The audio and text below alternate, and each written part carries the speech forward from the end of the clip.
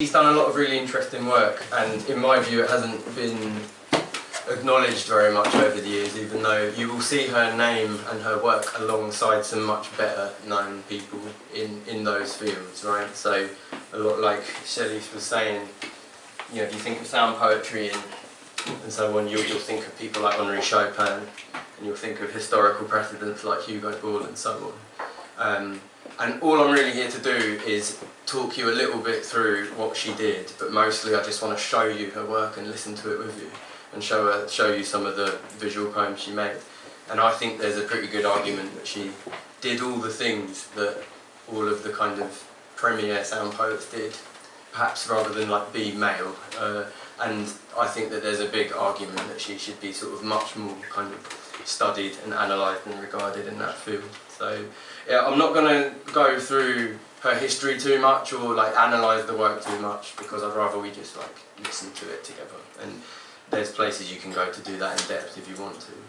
So this quote here, I've brought this quote up from her. We'll read it, I suppose. Familiarity with music from an early age led me to think in terms of abstract art. Given the fact that, after music, the visual arts also emancipated from the figurative into the abstract, it seems a matter of course to me to follow this example in poetry. I believe that the real semantics in poetry are sound and the shape of the poem.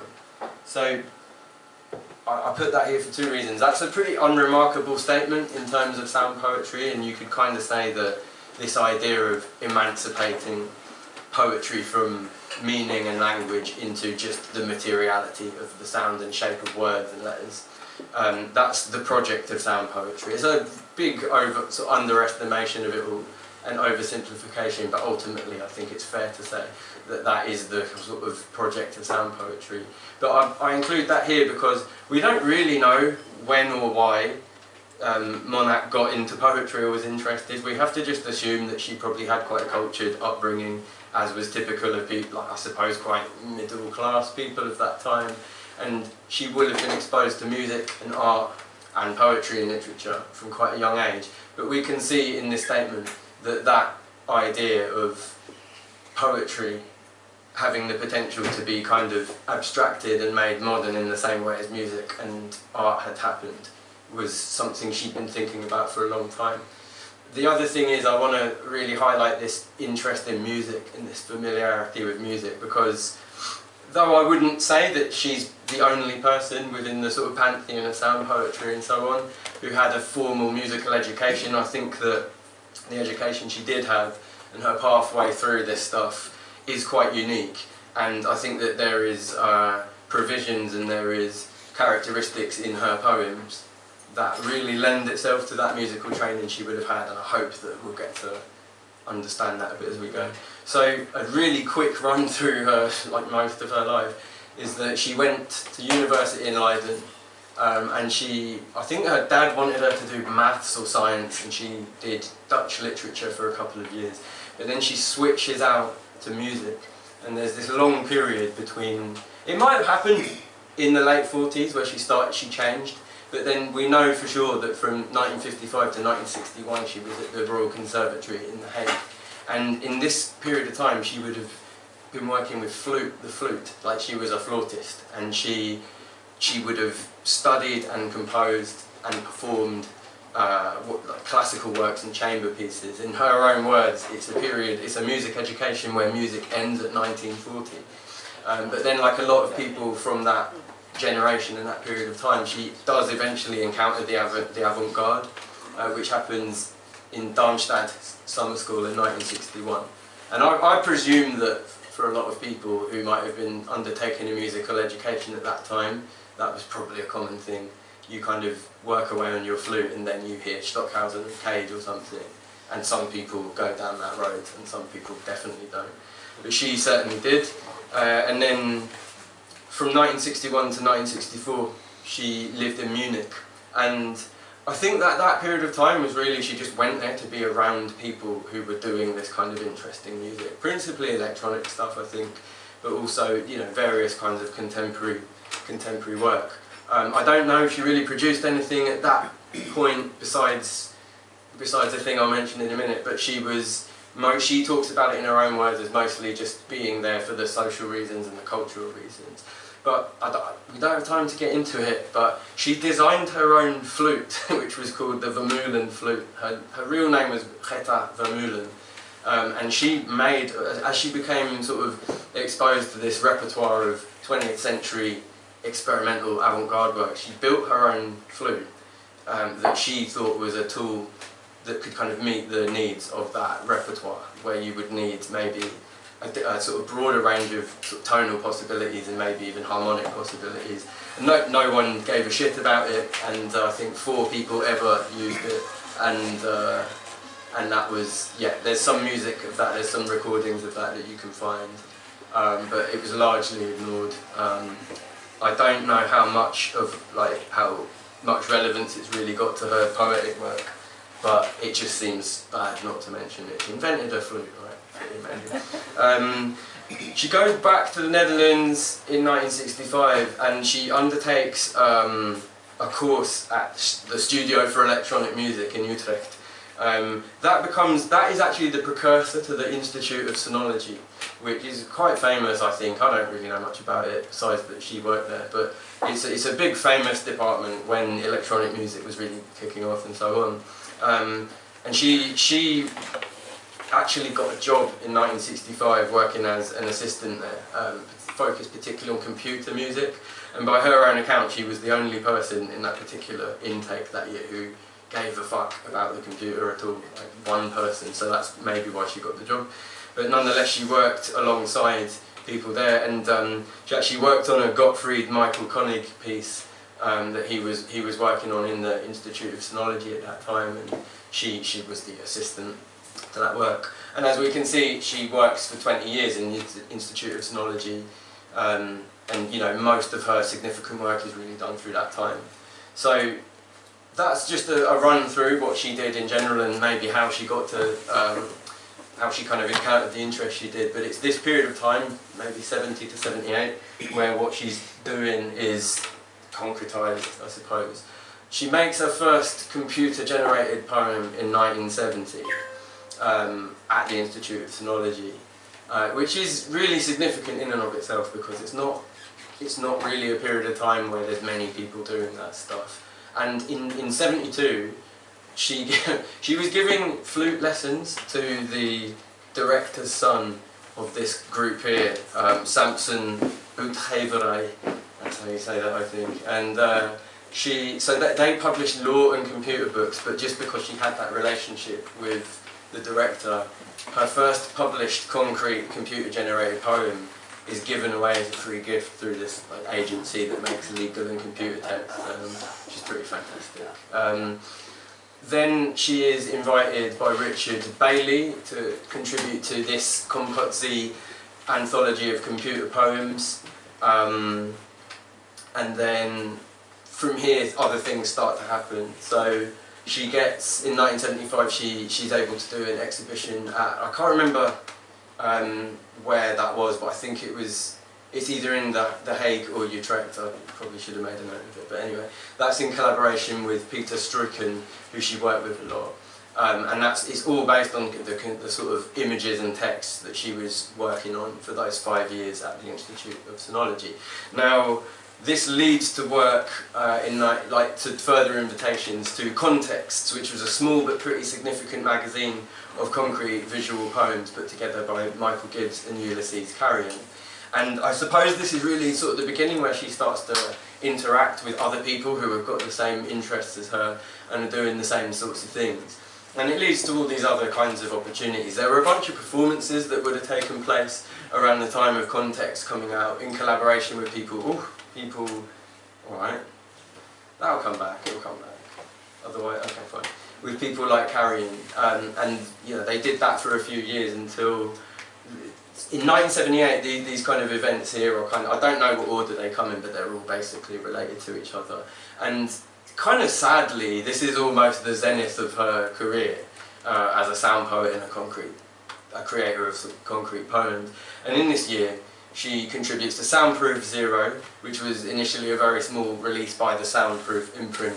In 2004, that actually gets reissued by Slow Scan And it's probably the only time that her work has really been included in some sort of institution that's well known for putting stuff like that out, and retrospectively everything else is so small scale. But there's the 11th International Sound Poetry Festival in Toronto, which she was at, and that was with people like Jackson Maclow, Michael Gibbs, Ulysses Carrion, Gerrit de Rook, people like this, and it's a high point of that time for her.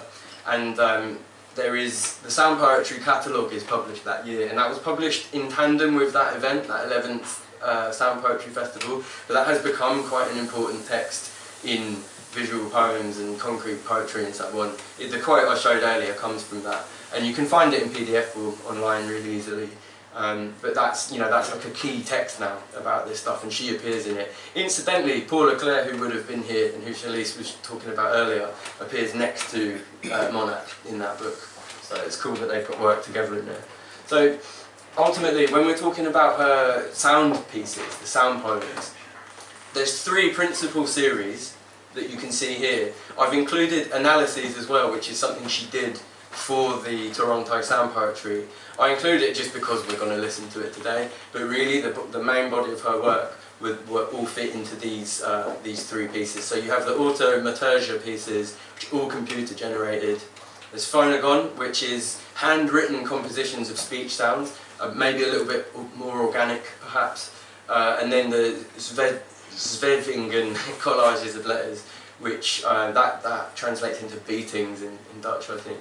And well, we're going to see, we're now going to look at instances. I'm going to shut up now and just show you extracts from all of these, beginning with automaturgia. So yeah, I think one thing you'll probably notice about everything I'm going to play, and this is where I come back to her musical training, is I think that you can kind of follow everything that's going on that I'm going to show you, I think. And so yeah, we'll just start now. This is something that was recorded in 1981 with Martin Boot and Greta Monach. So, yo, mo, yell now, sound now, count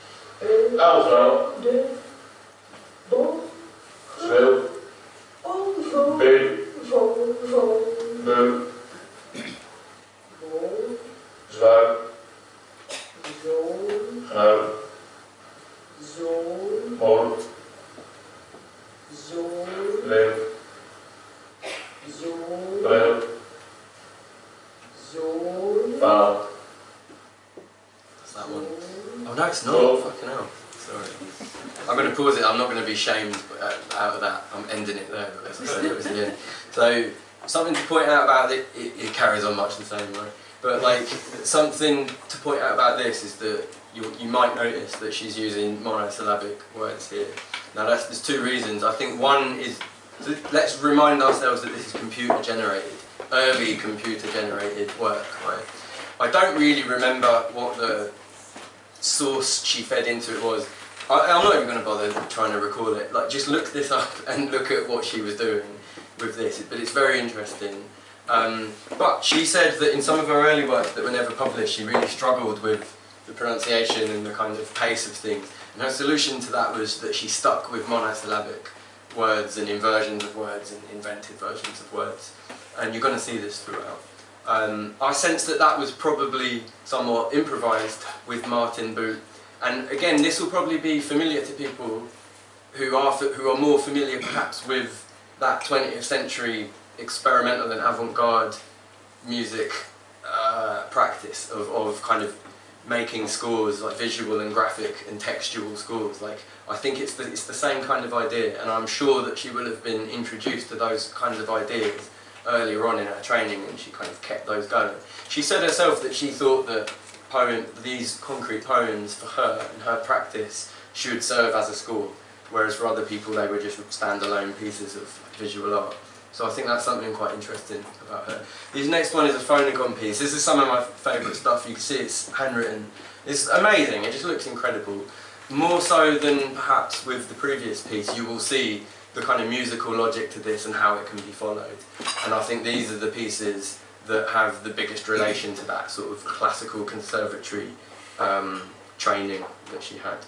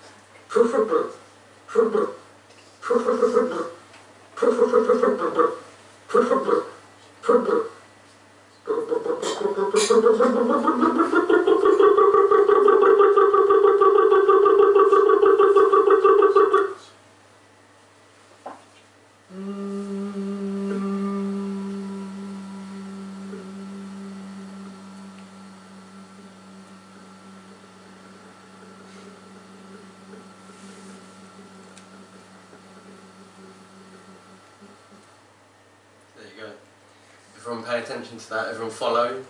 Yeah, if I say do the 8th measure of that, we're all together. But, hey, you can do it, nice one, okay. So yeah, I think that's it. But the thing I like most about her work that's illustrated in this is, besides all the theory behind it, her voice is just amazing. Like, I love her delivery. Of all the sound poetry I enjoy, I think her delivery and her way of doing this stuff is among my favourite, because it's just her voice, and she's not overly performative with it or anything like that, and she just sort of gently says these pieces and does them, and I can't really explain that or drape a theory around that other than to say I just think it's fucking brilliant. And that's what her work is like. I think it's really great. We're going to move on now to the Swedingen stuff. So these, I think these were computer generated as well, but you can see here this is probably the most sort of classically concrete poetic thing that she would have done. And there's more of a kind of open interpretation of these texts, but these are part of a series, so there's loads of things that look like this. I only added this because it was the only one I could fit vertically. It's the only reason I picked this one. But that you can see loads of them online, and they're really beautiful. And she actually, what's really cool about this is she used some overdubbed recordings of her own voice in this series. Perhaps not in this piece, but you will hear that in this series, so it's kind of like these duets with herself at times.